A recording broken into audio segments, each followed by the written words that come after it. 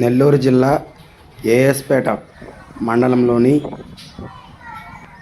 చౌట భీమవరం గ్రామంలోని మండల ప్రాథమిక పాఠశాలను మధ్యాహ్నం భోజనం జరుగుతున్న సమయంలో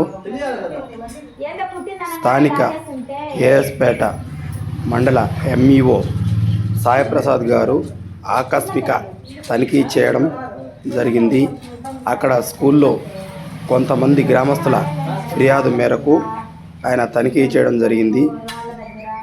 ఆ తనిఖీలో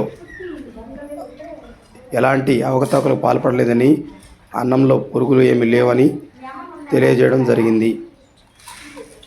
ఆ భోజనం ఆయన టేస్ట్ చేసి తదనంతరం మాట్లాడుతూ మండలంలో ప్రాథమిక పాఠశాల చౌట భీమవరం నందు ఈరోజు ఎంఈఓ2 అయిన నేను విజిట్కి రావడం జరిగింది. ఈ విజిట్లో భాగంగా మధ్యాహ్న భోజన పథకం కూడా పరిశీలించిన మీదట అన్నం ఉడకడం కానీ, అన్నంలో పురుగులు రావడం కానీ ఏమీ లేదు. అన్నం బాగుంది. అదేవిధంగా ఈరోజు కోడిగుడ్డు పులుసు కూరగా సర్వ్ చేశారు. అది కూడా బాగానే ఉంది. కాబట్టి ఈ మధ్యాహ్న భోజనం అమలు పనితీరు బాగా ఉన్నదని ఇందువల్ల తెలియజేస్తున్నాను. పాఠశాల అందులో భాగంగానే పాఠశాల పనితీరు కూడా ఈరోజు పర్యవేక్షించలేదు. నా పేరు ఎం శ్రీనివాసులు, చౌట భీమవరం స్కూల్ హెడ్ మాస్టర్గా పనిచేస్తున్నాను.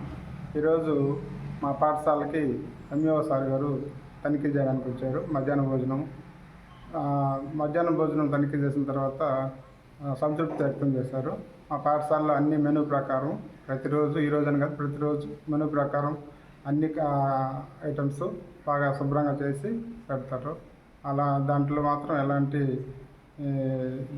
అవకతవకలు జరగలేదని సార్ వాళ్ళు కూడా సంతృప్తి వ్యక్తం చేశారు.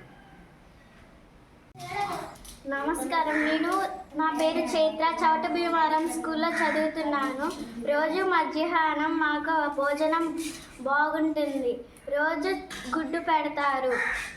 అన్నంలో ఎటువంటి పురుగులు ఏమీ లేదు. కూర కూడా బాగుంటుంది. ఒకరోజు రాగి జావ, ఒకరోజు చిక్కీ పెడతారు.